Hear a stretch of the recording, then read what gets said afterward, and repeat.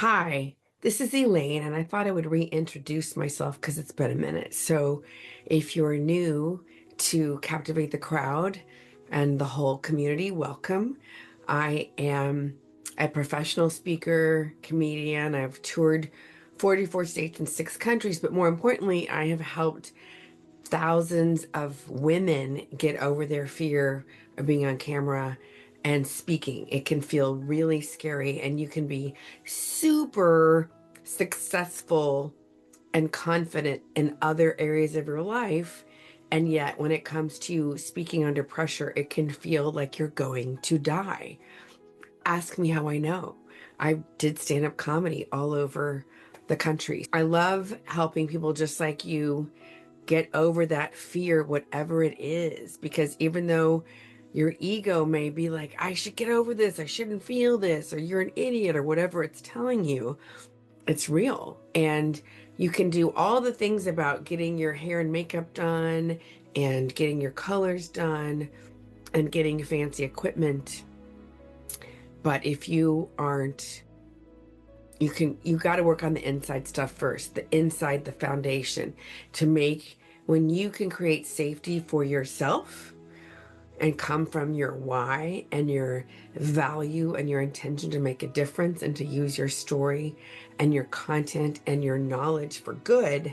That's so much bigger than any little nuggly cyberbully or whatever. Everyone worries about the bullies out there, but usually the worst bully is the one that's in here.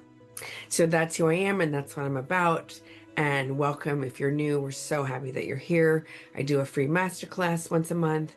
I do community stuff every once in a while. And I've always got new, cool, exciting projects coming down the pike.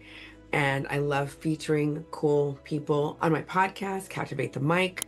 So make sure you click on all the buttons so that we can stay connected. Hello, happy Women's History Month. Here we are in March, and this is another amazing story from Let Me Be Frank by Tracy Dawson, who is a hilarious, brilliant comedic writer. She's done Second City in Toronto. She lives in LA. I just love her. Chef's kiss to this book.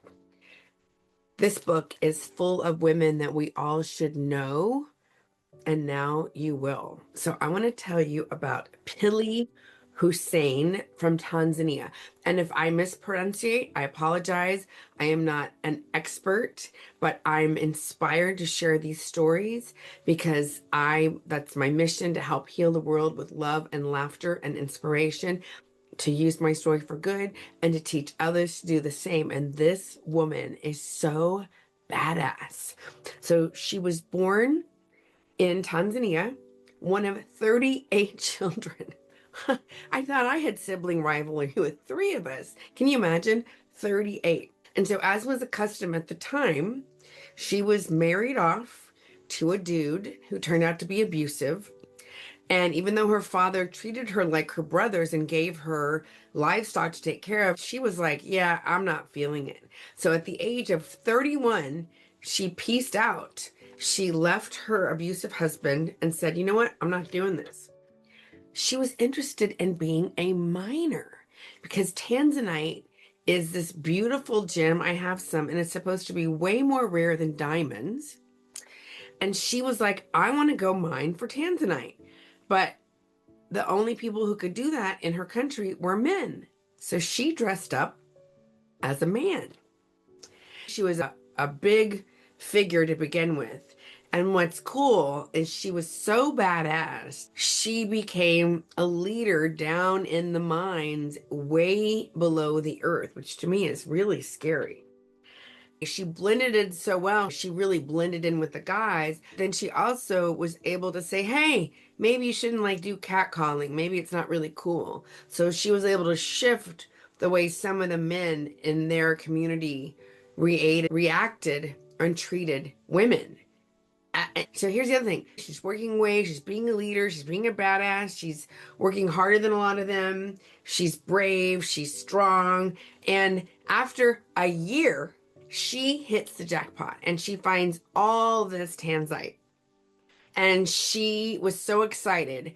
And she was able to hire a team of people She started buying houses for herself and her family. She expanded, she turned around and reinvested in her community and created a whole empire. And she stayed disguised as a man in this community for 10 years.